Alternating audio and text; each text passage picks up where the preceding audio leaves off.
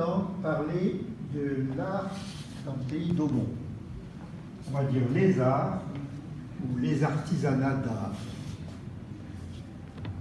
Je vous ai situé le Mali sur l'Afrique, le Mali, le pays d'Ogon, vous le voyez là. Moi j'aurais compris comment ça marche. Donc c'est un pays d'Ogon, à la frontière du Burkina Faso et près de l'Azawad. Le pays d'Ogon, c'est la surface environ de la région Provence-Alpes-Côte d'Azur. Tout le long, là, ici, vous avez ce qu'on appelle la falaise de Bandiagara. La falaise de Bandiagara, ça va être la limite entre les différentes parties du pays d'Ogon. Au nord de la falaise, vous avez le plateau semi-aride. Vous voyez le genre de construction qu'il peut y avoir. Vous voyez mieux que moi, c'est bien. Et là, on a la falaise de Bandiagara. La falaise de Bandiagara qui fait un peu plus de 100 km de long, un peu plus. Et les villages sont accrochés à la falaise. Vous voyez ces villages? Quand vous arrivez dans de la plaine, c'est-à-dire là où je suis, il faut vraiment être proche pour se rendre compte qu'il y a des villages. On a l'impression que ce sont des amas de pierre. Ce sont des villages qui, comme les villages du plateau et les villages de la falaise, ont dans la plaine, c'est-à-dire à la partie sud, c'est la plaine de Sénogondo, il y a des hameaux de culture. Dans une région extrêmement aride, presque désertique, qui ne revit qu'à la saison des pluies. Et devant vous, là, lorsqu'il a plu, ce sont des champs de mil. Ça leur permet de faire leur réserve pour leur subsistance.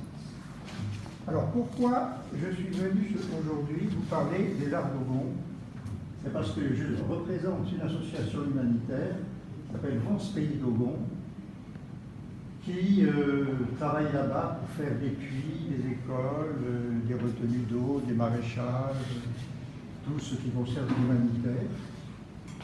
Et y étant allé depuis de nombreuses années, j'ai découvert les Dogons, la civilisation Dogon. J'ai découvert leur cosmogonie, j'ai découvert leur amour de la vie et leur gentillesse, je vous dis. La particularité des arts Dogon, c'est qu'ils sont à chaque fois représentatifs de leur croyance. Rien n'est fait au hasard. Toutes les choses ont une raison d'être, ont une raison d'exister et ont une signification, un message à transmettre. Là, ce soir, nous allons voir la musique, le tissage, les fers noirs, les peintures rupestres et les dessins, les portes, les bronzes, la statuaire et les masques. Tout ça, tous des arts différents, dirons-nous, ont pour chacun d'entre eux des significations bien précises et bien claires. Donc, avant de commencer à vous montrer les différents arts, il faut que je vous donne quelques clés. Il faut savoir que les Dogons sont des agriculteurs. Vous avez entendu parler des conflits éternels dans toutes les parties du monde entre les agriculteurs et les éleveurs. Le Dogon est un agriculteur, c'est-à-dire que sa pensée va être en rapport avec la terre. Ils sont animistes, ils ont un Dieu créateur de toutes choses, qu'ils appellent Ama, et en tant qu'animistes, ils savent et vivent le fait que Ama est partout. La plante, l'animal, l'humain. À la différence de nos religions où le monde aurait été fait pour l'homme, l'animiste, le monde est fait pour le vivant. Ça change complètement l'approche des choses. lorsque Ama, le dieu créateur des Dogons, crée les premières existences, il crée les jumeaux. Ça va être important parce que ce sens de jumeaux, c'est l'ordre et le désordre. Dans toute la cosmogonie Dogon, on se retrouve avec l'ordre et le désordre et la nécessité de revenir à l'ordre. Les cérémonies ont toujours pour but de remettre de l'ordre dans ce qui a été mis désordre. Lorsque le monde est créé, il va y avoir la parole. La parole, c'est la transmission. Mais la première parole, elle va rester sacrée, connue que de Ama et des deux premiers jumeaux. Et cette parole, elle sait ce qui était, ce qui est et ce qui sera. Si on avait le temps, je vous parlerai de Yurugu, le renard pâle, qui lui a la parole mais ne peut pas la dire. Ensuite, il y a une deuxième parole qui est la parole des gens qui savent, sans connaître la parole, les érudits. Et il y a la troisième parole, qui est la parole de tout le monde. Nous avons la troisième parole, ce qui nous permet de se comprendre et de se transmettre.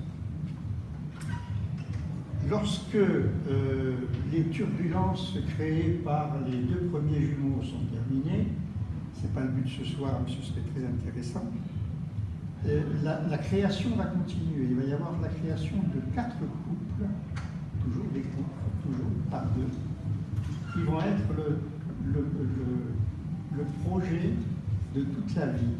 Donc, ce qu'il faut savoir, c'est que parmi les choses importantes de la vie d'un Dogon, il y a le Nyama. Le Nyama, c'est l'énergie ancestrale. C'est-à-dire que chaque famille va avoir un Nyama, ça va être retransmis de famille en famille et entretenu. Entretenu pourquoi? Parce que si on se comporte mal, le Nyama va descendre, cette énergie va descendre. Si on se comporte bien, elle va remonter. Et ça, c'est très important pour la suite, pour ce qu'on va voir. Chose importante à connaître, c'est le serpent. On va le retrouver dans de nombreuses images. C'est le serpent, le plus important, c'est le serpent lébé. C'est celui qui est à l'origine du transfert des Dogons du pays mandingue vers la falaise de Bandiagara. Moi, je peux tout de suite en parler un petit peu. Le serpent lébé, lorsque les Dogons se trouvent en pays mandingue, ils veulent, vers le XIIIe, XIVe siècle, fuir l'islamisation. Et la chrétienté aussi, et plus l'islamisation. Donc, ils décident de partir, de migrer. Ils ne vont pas partir les mains vides, ils vont déterrer, ouvrir une tombe d'un ancêtre qui est l'Ébécérou. Et quand ils ouvrent la tombe, ils trouvent dessiné avec des petites pierres un humain, une forme humaine, et en même temps un grand serpent vivant. Ils décident de ramasser les pierres et la terre parce qu'elle est bonne, elle a montré quelque chose, et il y avait un grand serpent vivant, et ils suivent le serpent lébé, qui va les amener par des moyens souterrains, complexes, jusque dans la falaise de Bandiagara, où ils vont s'installer. Donc, le serpent lébé a été pour eux le moyen de renaître dans une autre région.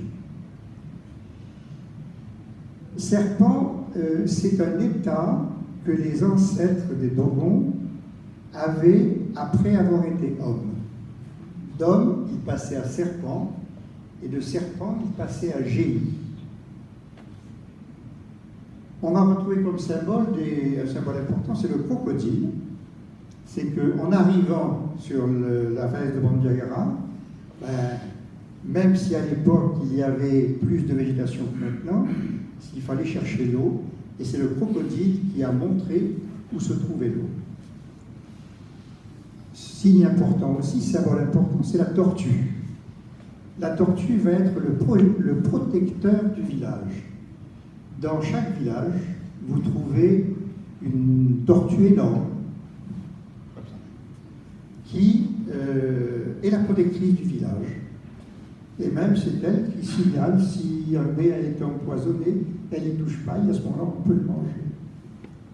Et alors, on est entre nous, je peux vous raconter une petite histoire que j'ai vécue.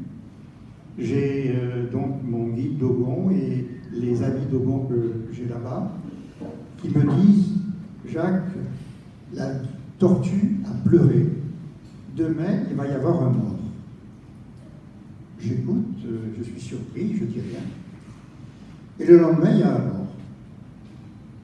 Je vais au renseignement. Elle me dit « Oui, la tortue sait qu'il va y avoir un mort dans les 24 heures et elle pleure. » Voilà la petite anecdote que je vous raconte. Il y a aussi parmi les symboles le singe qui est l'annonciateur du soleil. Lorsque le soleil se lève le matin, les singes hurlent et font du bruit. C'est un petit peu le même symbole qu'en Égypte. On retrouve un peu la même chose. Bien, maintenant que j'ai dit beaucoup de choses, on va passer aux belles images. Et on va...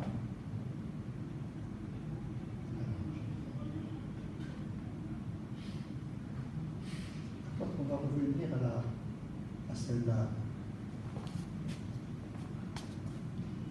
Le premier art que nous allons regarder, ça va être la musique.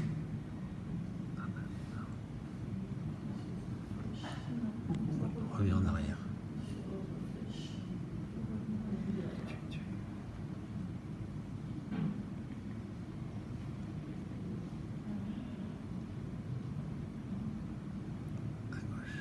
La flèche. C'est bon. Alors, pendant que vous l'entendez, je peux parler. Les Dogons sont donc des agriculteurs. Comme tous les agriculteurs, leur musique va être faite de vibrations avec la terre. Donc, cette musique, vous entendez les tambours et les chants. Les tambours vont être l'expression de cette vibration et le chant va être à chaque fois l'explication d'un des moments de la cosmogonie Dogon. Ça ne dure pas très longtemps, je vous laisse la musique.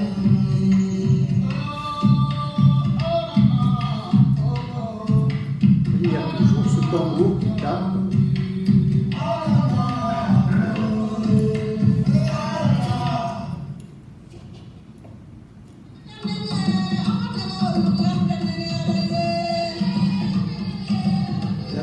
Ce tambour et ces chants vont rythmer les danses Dogon.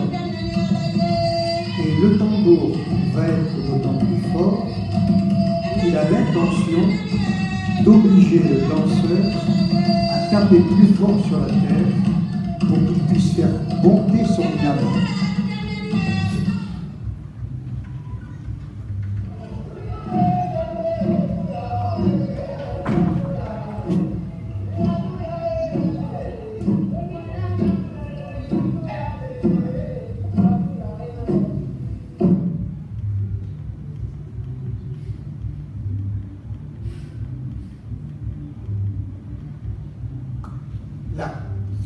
Second art qu'on va étudier, ça va être le tissage.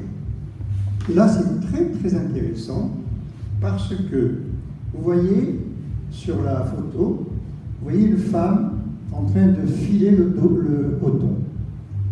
Elle va filer le coton et faire des chevaux avec, ce qui va permettre de faire par le tisserand, qui sera toujours un homme, une bande de tissu en coton.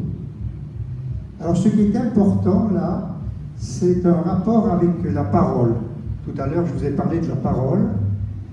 Le tisserand, avec son métier à tisser, avec comment ça s'appelle, la tuque de coton,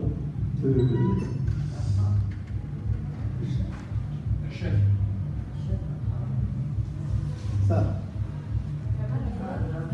Voilà. Ça, c'est l'esprit, c'est ce que la femme a tissé. Et le tisserand va, avec son métier à tisser, il y a une navette. Cette navette, c'est la langue. Les dents du métier à tisser, c'est la bouche, avec l'extérieur de la bouche. Et ce qui va en sortir, c'est la parole. Ça veut dire que cette bande de coton qui est là va être l'expression de la parole et va permettre de transmettre les informations, vous voyez ce tisserand, au tissu. Les tissus, nous avons plusieurs tissus. Là, on commence par les bogolans. Le bogolan, autrement appelé étoffe de boue, parce que il est fait avec des pigments naturels, comme un pochoir, comme un batik, pareil. Et voilà, vous avez là le village de Ndé, avec tous les tapis bogolans, qui ont plein de symboles sur eux. Là, vous avez les kanagas, bon, là, vous avez les greniers, les kanagas, les triangles qui sont là. On va les retrouver dans plusieurs endroits, surtout celui-là, par exemple. Ça, cette représentation, c'est la représentation d'Ama, c'est la représentation du Dieu. C'est l'union entre le spirituel et la terre. C'est le tout. Et ça, on va le retrouver dans d'autres formes de l'art. Voilà toujours ce village de Ndé qui est spécialisé dans la confection des bogolans. Je pense que M. Feuillade s'en souvient bien. Vous voyez, l'étoffe de boue. On retrouve les triangles, vous voyez, assez fréquemment, on va retrouver ces triangles dans les différentes formes artistiques. Là maintenant, ce ne sont plus les bogolans, ce sont les indigos. Alors pour les bogolans, comme pour les indigos, on le voyait mieux sur les bogolans tout à l'heure, ce sont des lames de tissu que vous avez vu tout à l'heure sortir du métier à tisser du tisserand. Ces bandes de tissu sont cousues l'une à l'autre pour avoir cette surface. Là, par exemple, ces indigos, ils font 1,80 m sur 1,20 m. Et là, vous avez différents symboles qui peuvent être intéressants. On retrouve les fameux triangles en haut et en bas. Et cette suite-là, le Dogon avec qui je parlais m'a dit « Jacques, ça c'est l'eau. » Ah, très bien. L'autre bogolan, l'autre indigo, ça ce sont les femmes de Sangha qui ont fait cet indigo. Alors là c'est amusant parce que vous avez une représentation, là on a toujours les triangles, hein, vous avez vu, ce sont les cacahuètes, et ça c'est l'œil d'âne. Alors quand il m'a expliqué ça, je lui ai dit l'œil d'âne, il m'a dit oui, tu vas voir, si tu vois un âne, tu vas voir l'œil d'âne. Alors là, je voulais ça, puis vous allez voir l'œil d'âne. Voilà, vous avez l'œil d'âne. Et eux, chez eux, dans le village, ils l'appellent l'œil d'âne, carrément. Vous voyez, l'œil cerclé de blanc, avec la pupille au milieu, avec l'œil au milieu. Voilà. Petit détail, mais important. Même dans les tissus, ils ont besoin de faire un rapport à la vie au quotidien.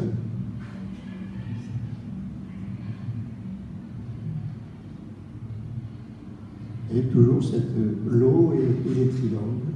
Alors les triangles, lorsqu'ils sont verticaux comme ça, eux, ils disent plutôt que c'est le serpent. C'est la représentation de ce fameux serpent lébé dont on a parlé tout à l'heure. Là maintenant, on arrive au forgeron. Alors le forgeron, c'est un personnage qui a été créé en premier avec le couple de jumeaux, parce que c'est le maître du feu.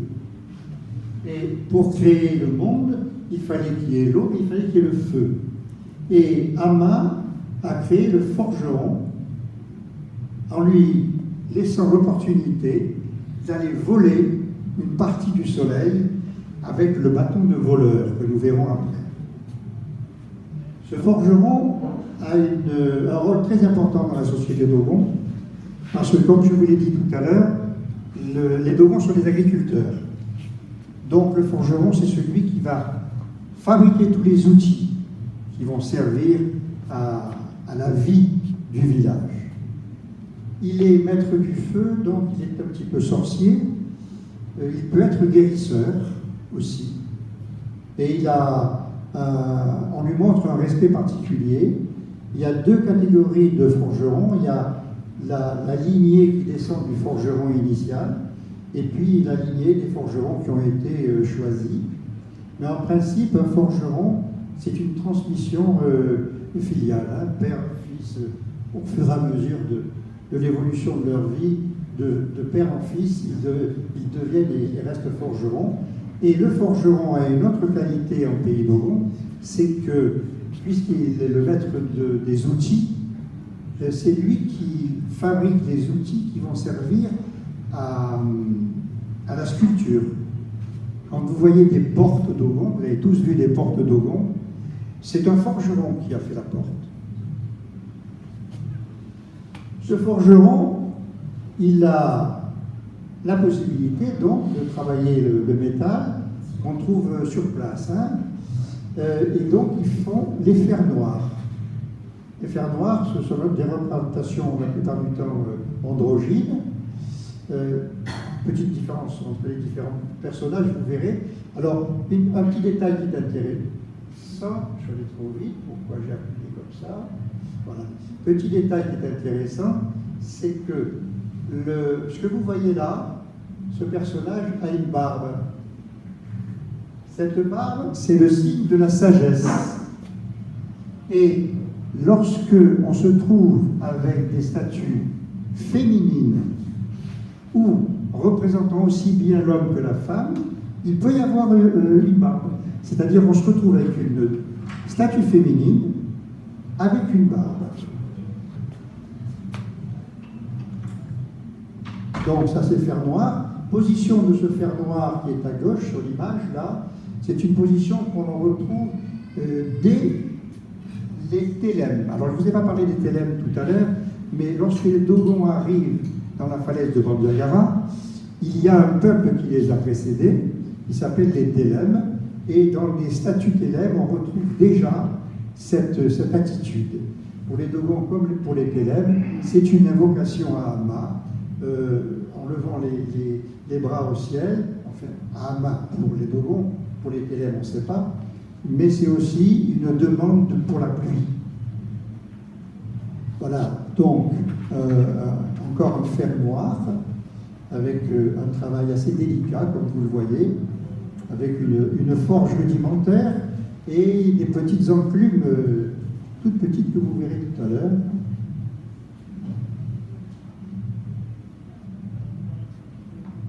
Voilà, donc toujours des fers noirs. Alors, vous voyez, ces fers noirs ont des petits pendentifs.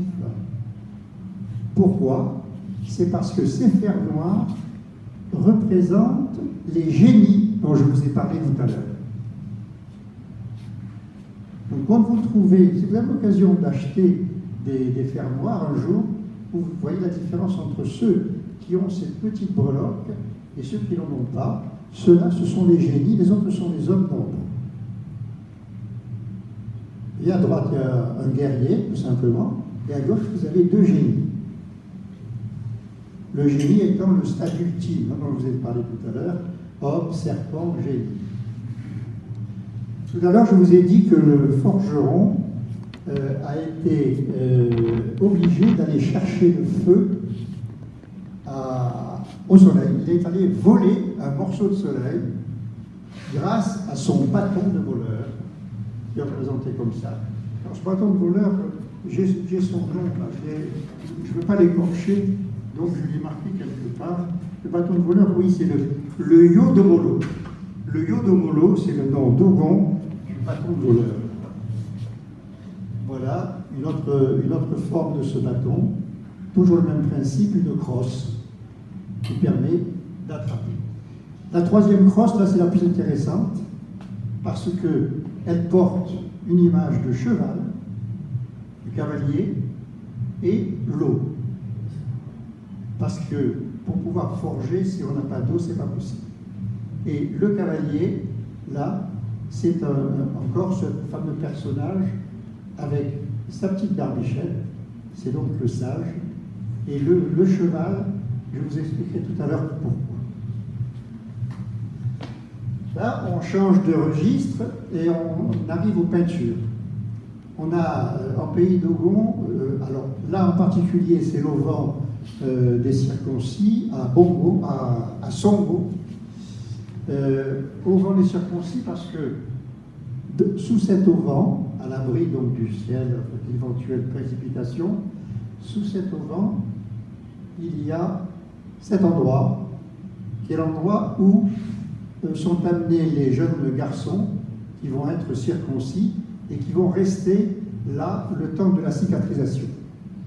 Et on les libère quand ils sont capables de prendre une petite pierre et de la lancer jusqu'à toucher le haut de l'auvent. Ce geste ample ne peut se faire que si la cicatrisation est bien faite. Mais ce n'est pas ça le plus intéressant. Le plus intéressant, ce sont toutes ces peintures rupestres qui sont là, qui, chacune d'elles, a une signification. Là, on a le Kanaga, là, on a vraisemblablement la représentation d'un champ avec ses parcelles. Il y a des représentations androgynes, anthropomorphes, ou zoomorphes, suivant la volonté des gens qui font ces gravures, mais ils le font d'une façon respectueuse pour communiquer quelque chose. Donc on retrouve là le fameux serpent lébé dont je vous ai parlé tout à l'heure, et les différentes représentations, soit animales, soit représentations, je ne vois pas de personnages, mais il y en a, différents animaux, des peaux, parce que les chasseurs d'Ogon, lorsqu'ils attrapent des mammifères qu'ils vont manger, ils gardent la peau, ils les font sécher. Et d'ailleurs, il y a des cases de chasseurs qui sont complètement ornées de ces trophées. C'est assez spectaculaire. Là, vraisemblablement, on a un masque. Là aussi, c'est un masque. Vraisemblablement, là aussi, on a un masque. Là, un animal. Là, une peau. Là, des peaux d'animaux. Un kanaga. Vous voyez, ces gravures rupestres, on les trouve donc dans ce fameux auvent de Songo, mais on va aussi les retrouver dans des cavernes sacrées tout le long de la falaise de Bandagara, où sur les parois rocheuses vont être représentées un petit peu la même chose, mais là, je n'ai pas su les différencier, pour ne pas vous dire de bêtises, mais il y a aussi souvent des représentations du ciel avec les différentes planètes que les Dogons observaient.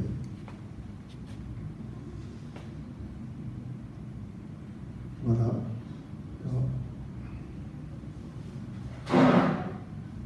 Ah, ces points rouges sont intéressants. Ces points rouges sont intéressants lorsque les jeunes ont été circoncis, on les fait en groupe redescendre jusqu'au village en bas, à Songo, à 500 mètres de là, Et puis, tous ensemble, on leur dit, maintenant vous courez, et vous courez jusqu'à l'auvent, et le premier qui arrive touche un point rouge, le deuxième un autre point rouge, le troisième un troisième point rouge, et les 3 premiers ont des cadeaux, un champ, une vache, les méchants disent une femme, mais ils ont droit, hein. Voilà.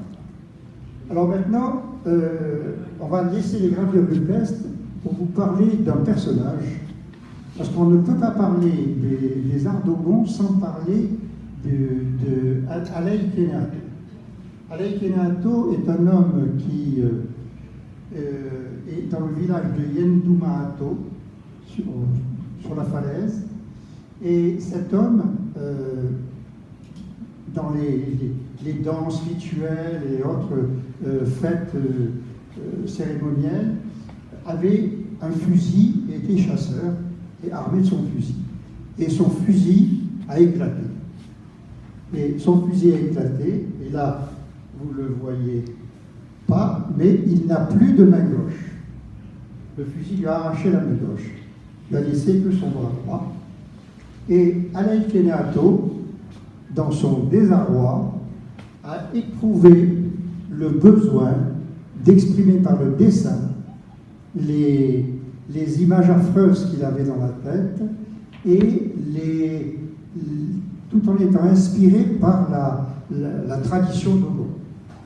Par exemple, ici, vous avez une image très célèbre. Je dis très célèbre parce que Alei Kenato est connu maintenant, internationalement connu, et cette image, elle est en tête d'un petit livret qui est apparu dans des éditions. Et là, Alei Kenato, avec ce personnage, avec cette vilaine corne, tient dans la main des autels. Alors, je n'ai pas parlé des autels tout à l'heure, exprès pour en parler maintenant. Dans tous les villages d'Ogon, vous avez des autels pour faire des libations, pour plaire ou demander des choses. Les libations, elles sont soit avec du lait de mie, soit avec du sang de poulet ou de chèvre. Et là, vraisemblablement, Alei a voulu dire qu'il y avait du sang sur ces autels-là. Et ces autels sont de 2 sortes. Il y a l'autel du lébé, pour commémorer le fameux serpent dont je vous ai parlé tout à l'heure, et l'autel du binou. L'autel du binou, c'est l'autel du nyama. C'est chaque famille a son autel du binou, l'autel du nyama, avec son animal fétiche. Et il y a aussi un autel du binou dans le village.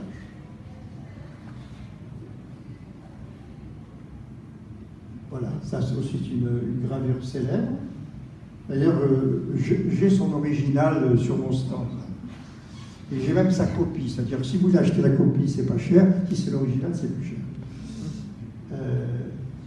Là, vous voyez, là, il a représenté un autel,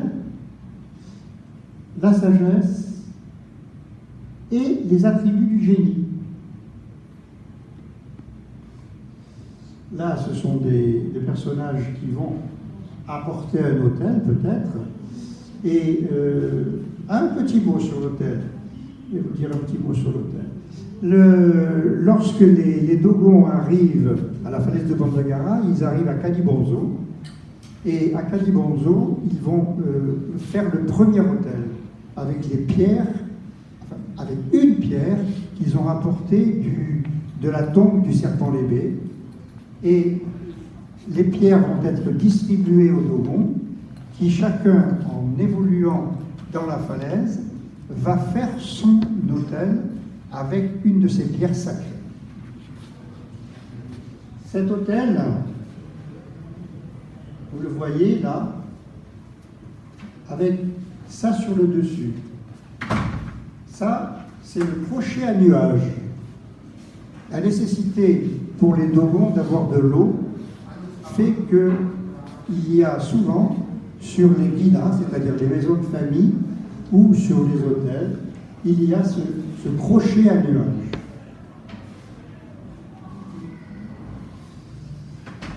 Encore un personnage un petit peu effrayant. mais toujours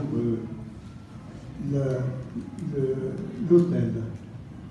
Alors là, il y a aussi une chose importante aussi. Vous voyez, il y a ce personnage avec le poulet qui va apporter pour le sacrifice, qui va être fait avec cette arme qui est tenue à la main par ce monstre. Mais ce monstre, il a une pipe.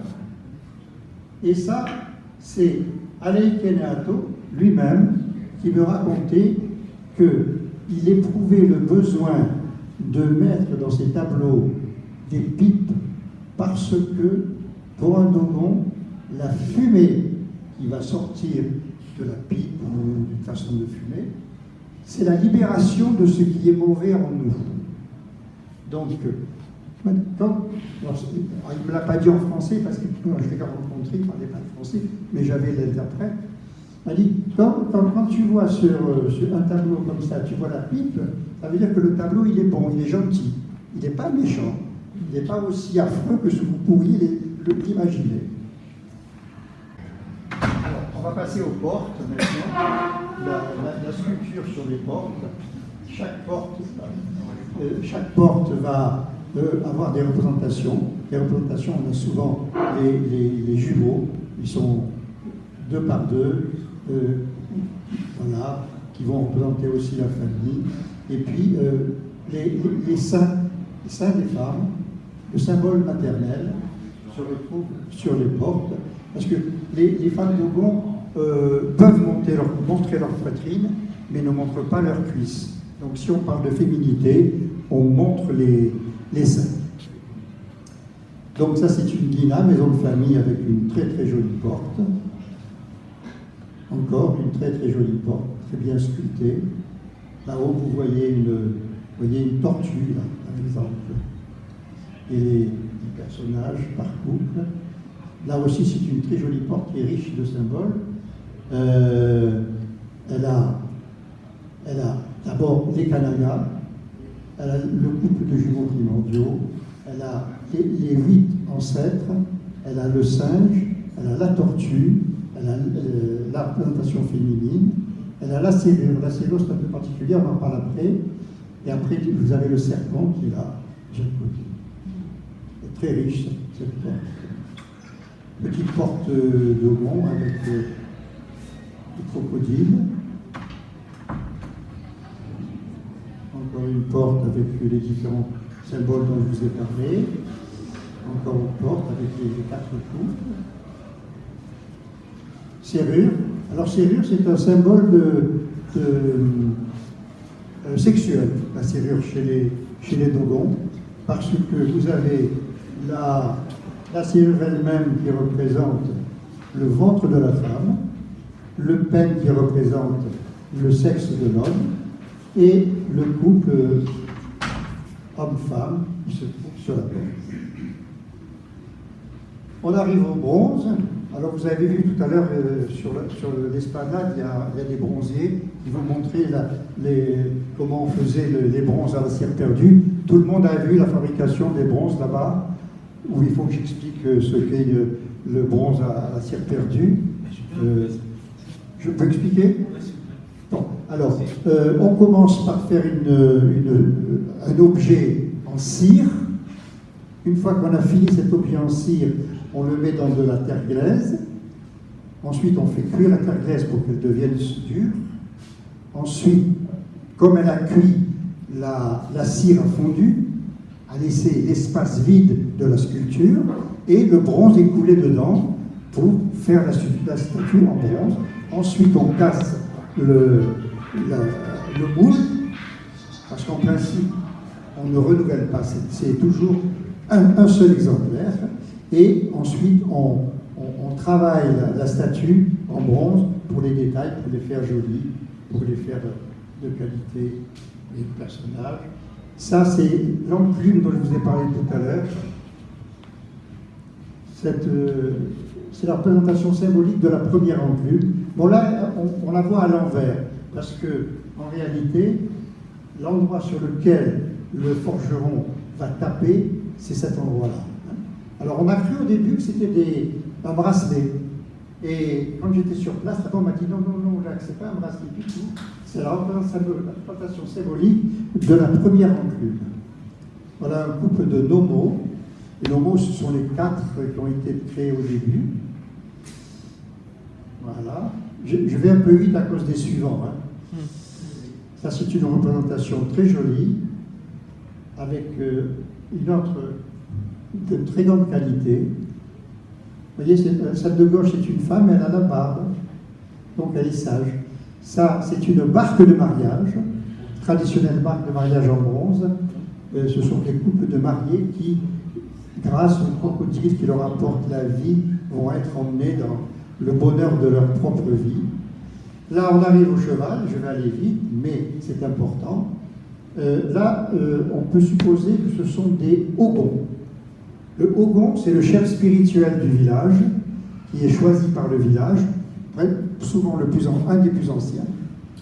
Et à partir du moment où il est choisi, c'est le chef spirituel. On va le voir pour avoir des conseils, pour prendre des décisions pour tout le monde.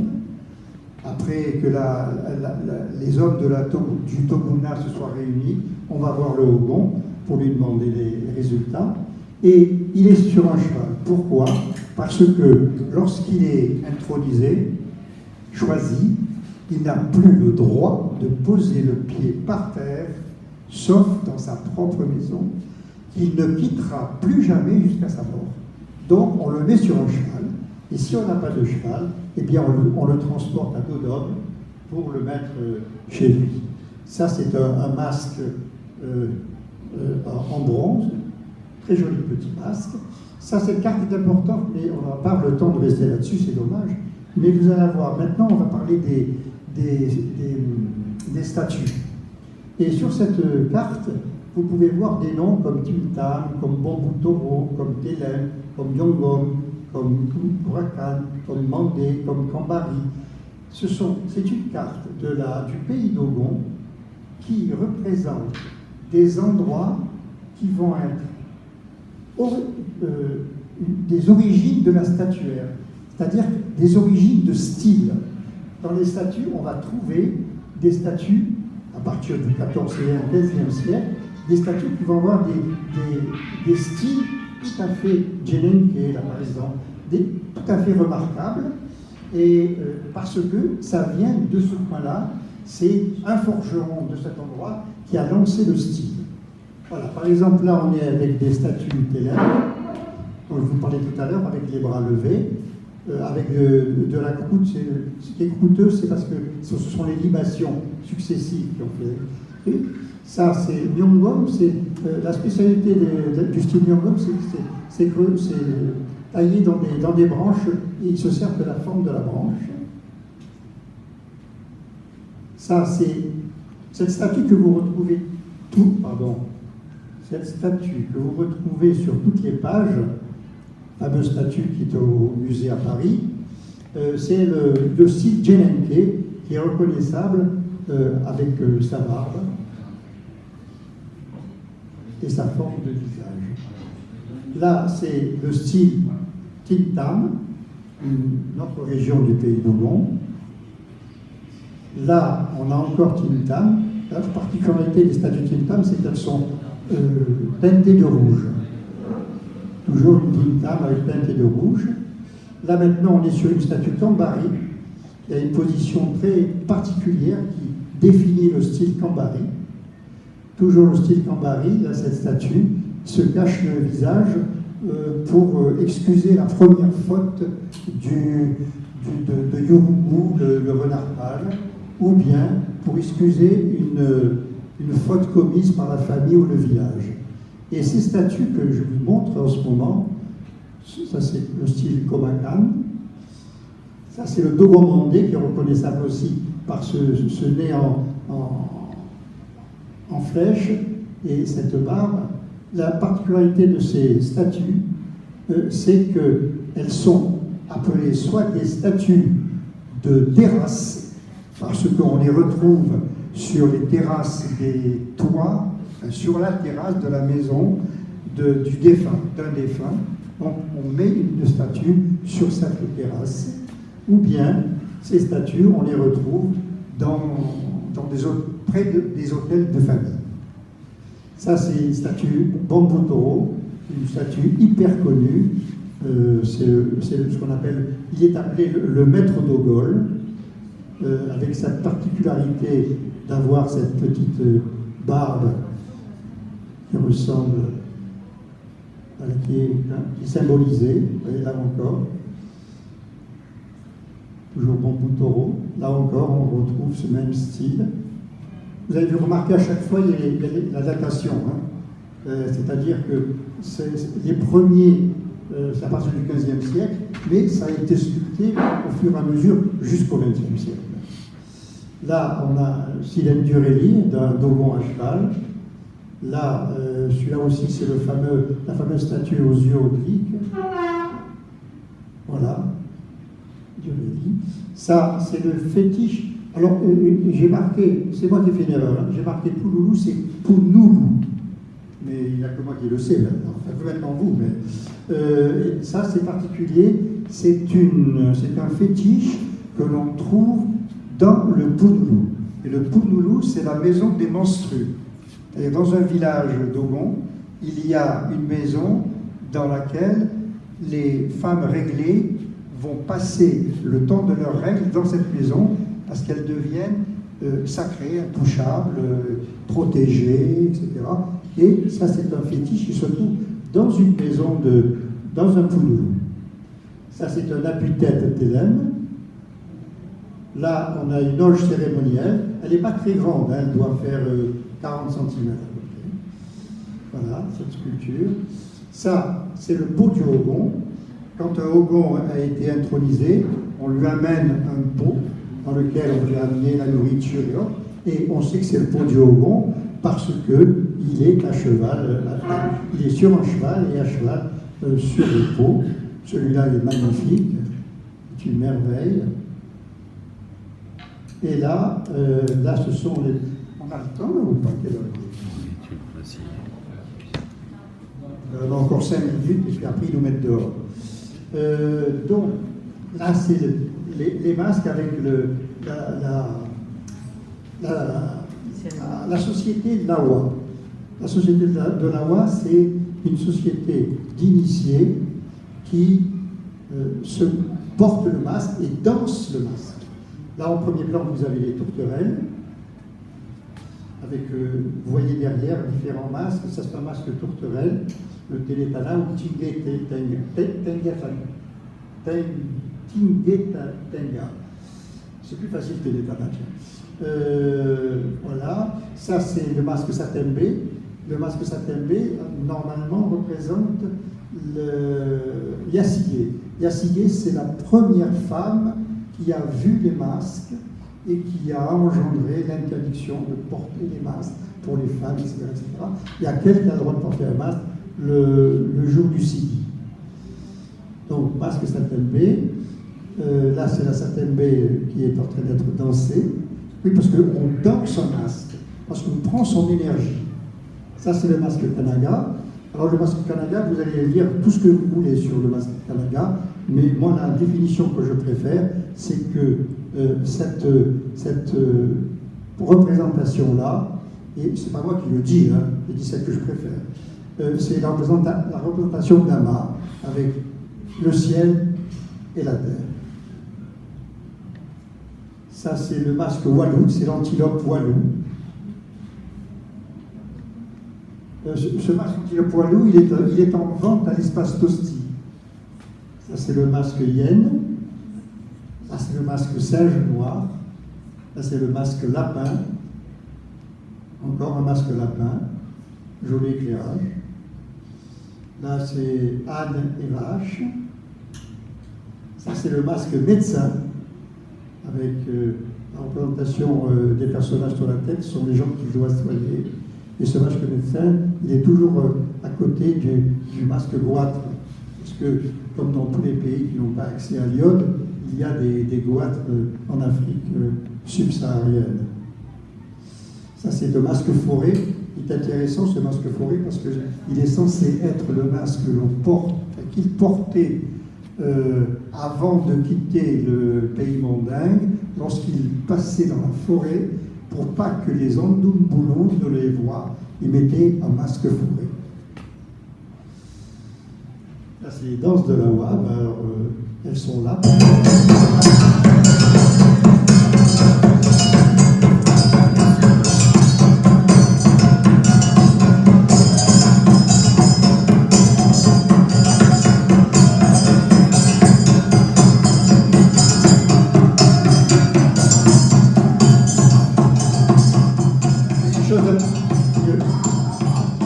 Une chose importante, c'est que vous les voyez danser, et ils dansent en file indienne. Pourquoi? Parce qu'ils représentent le serpent lévé. Les danses de Dogon se font toujours en file indienne pour représenter le serpent.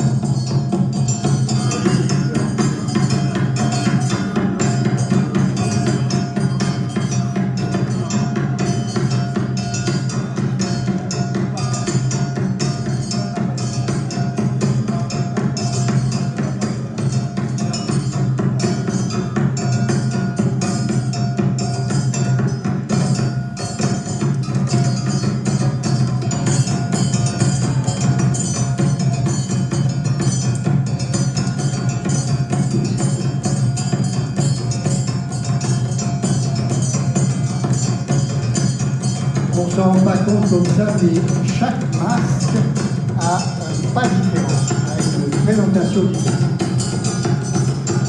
Vous voyez les tambours, plus il tape fort, plus le danseur doit marteler fortement la tête. Là, c'est le masque maison, le masque dirigé, qui représente le serpent, qui représente le masque qui va être, c'est pas celui-là, parce que celui du Sidi, il est presque 2 fois plus haut que celui-là. Et là aussi, vous avez vu, il représente le ciel et il touche la terre. Vous voyez la force qu'il faut avoir dans le cou pour faire ce genre de choses. Parce que c'est pas léger. Et là, vous avez le masque Kanaga. Le masque Kanaga, tout à l'heure, je vous disais que c'était la représentation d'Ama. Et vous voyez qu'il montre le ciel par sa hauteur, et le ciel va toucher la terre pour unir les deux.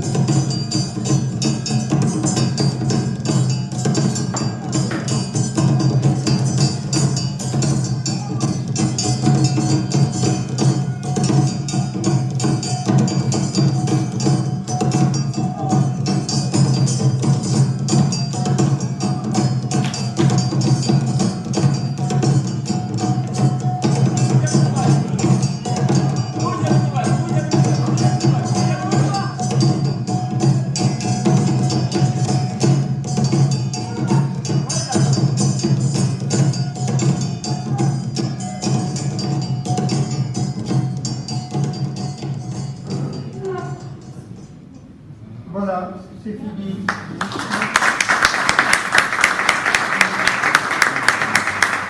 Alors, on n'a pas le temps de faire questions-réponses, mais si vous voulez qu'on en discute, je suis au stand 33.